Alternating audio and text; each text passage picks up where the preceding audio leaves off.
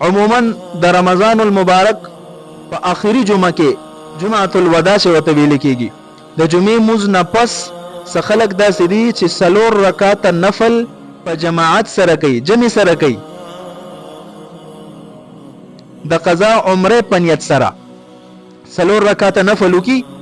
د قضا عمره په نیت سره، او د دې دا ګومان او دا عقیده ده چې د 4 رکعات نفل سره د دې مسلمانانو په ذمت چې څومره قضایي شوي منځونه پراته دي وی دا ټول ادا شي او دا ټول معاف شي. دا یو ذهن سازي جوړول کیږي او به بده معنی عمل کیږي په بازو بلادو کې، حالانکه دا د دین اسلام د اصول د 100% د اصول خلاف ورزي ده. د غزوه خندق په موقع باندې نبی کریم صلی الله علیه وسلم په جهاد کې مصروف دي، صحابه کرام په جهاد کې مصروف دي، نو دا مصروفیت په وجه یو څو منځونه پاتې شو. بیا وروسته نبی علیہ الصلوۃ والسلام هغه ټول قضایي شوی منځونه ترتیبوار راګرځي قضایي. خو چرته قضا عمرې جایز وي نبی علیہ الصلوۃ والسلام به فرمایلی وي، چرته صریح روایت کې به موجود وي یا به قران کریم آیات پر راغلی وي، چرته د صحابانو به منقول وي عملی طور سره. خدا چرته دین وینو نبی علیہ السلام خو دین کې کموالی نه دی کړی. وما هو علی الغیب بضنین، په غیبی او د وحی خبرو باندې نبی علیہ السلام بخل نه دی کړی، خامخا به امت ته بیانول. حالانکه چرته په یو حدیث کې د قضا عمره تذکره نشته چې دا ورنګ 4 رکعات نفل دی شو په هغه سره به ټول قضایي شوی منځونه ادا شي. پته نه لګي چې دا قسم سوچ د کم طرف نه راغستل شوی دی، د کم انسان په ذمه چې قضایي شوی منځونه دي. نو کو ته د خپل منځونه معلوم وي نو دا به د هر یو منځ قضایي راګرځي، صرف د فرض او قضایي ده او د وتر واجب او قضایي ده، د سنت او قضایي نشته. او کو چرته د خپل منځونو تعداد معلوم ني، دته دا پته نه چې به 100 میاشتې یا 100 کال منځونه ماته قضایي شوی پاتې دي یا کم منځونه ماته پاتې دي، دته هیڅ قسم علم ني. نو دا به د غالب ګمان مطابق فیصله وکي چې مثلا ما باندې د یو کال منځونه بوي ټول قضایي شوی،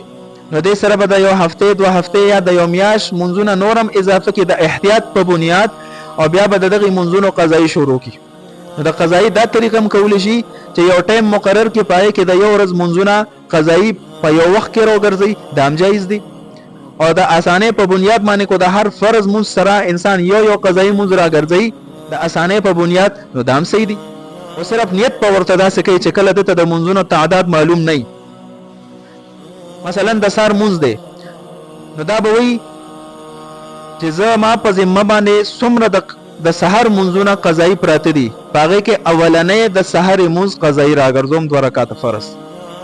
بس اولنې ټکی به سره استعمالي. لکه شان د غرمې منځ دی، زما په ذمه چې څومره د غرمې قضایي شوی منځونه پاتې دي، پای کې اولنې د غرمې قضایي 4 رکعات فرض راګرځوم. نو په دې طریقه باندې به خپل قضایي منځونه سرته رسي. आपके مسائل उनका حل معتبر د فقه کتاب دی. یوسف لودیانوی شهید رحمت الله علیه نه سوال شوی دی، کو یو انسان په ذمه قضایي شوی منځونه او دا بیا ورستو هغه قضایي رو ګرځي، نو آیا د ذمه مکمل خالی شي پاک شي او کنه؟ بیا به مله ده نه تاسو کوي. نو چونکه دغه قضایي رو ګرځول نفس فرض خود د ذمه نه ساقط شو، خو لیکن داموس په خپل وخت کې د نه کولو په وجه باندې رستو قضا کولو په وجه د معنی یو ګناه د ګناه، هغه ګناه دا غیر لپاره مستقل توبه ضروری ده. علامه شامی عبارت نه معلومیږي 2 سيزونه دي، یا د حج او د عمره په شکل کې هغه ګناه معاف شي چې کم منځونه قضایي شوی پاتې دي، رستي قضایي روم ګرځي او په خپل وخت کې د نه کولو په وجه باندې یو ګناه په ذمه پاتې، هغه قسم ګناه یا د حج او د عمره د برکت سره معاف شي او یا د خالص توبه او خلو په وجه اک ګناه معاف شي. دا دون اسانه خبر نه چې 4 رکعات نفل وکړه بس لہذا ټول منځونه قضایي شوی ادا شو. او بل دا چې انسان د نفل نیت وکي نو دې سره څنګه فرض منځ د ذمه نه ساقط شو؟ د نفل منځ ادایګي سره فرض منځ د ذمه نه ساقطيږي. د فرض منځ د پاره به د فرض نیت تړي، د فرض اراده او عزم بکې نیت پکې، دلته خو د نفل نیت شوی دی.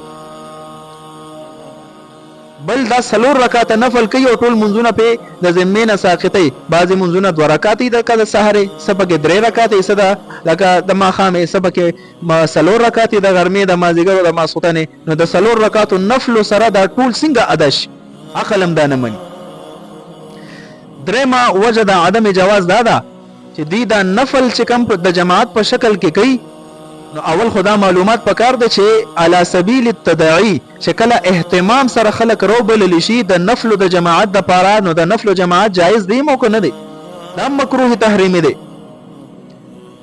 لا پات دا شو چې د نفل په وجه باندې د انسان په ذمه قضای شوی منځونه پات یا ټول معاف شي دا نه کیږي. سلوم وجه د عدم جواز دا چې د قضای شوی منځونو کې انسان ته دا حکم دی چې دا مخفي تور سره ادا کی پټ ته ادا کی چې نور مسلمانان ته وګوري یا غیر مذهب ته وګوري چې بای دا قضای شوی منځونه کوي دا غي په ځین کې به دا خبره پیدا شي چې ګوره دا سړی په خپل دین باندې عمل نه کوي خپل عبادت هم په خپل ټیم نه کوي قضای شوی دي دا د اوس بات کې ادا کوي لګیا دی دا خو خلک د خپل دین هم پابند نه دي. لہذا حکم دار دا قضای شوی منځونه چې دا انسان له پکار دی چې پټ وکي دا چا په مخ کېونه کی او الله خو الاعلان د دې د پاره ټول خلک جمع کیږي چې به سلور رکعات نفل د قضا عمره په نیت سره کې ټول منځونه ادا شي دا پکې بل خراب شو.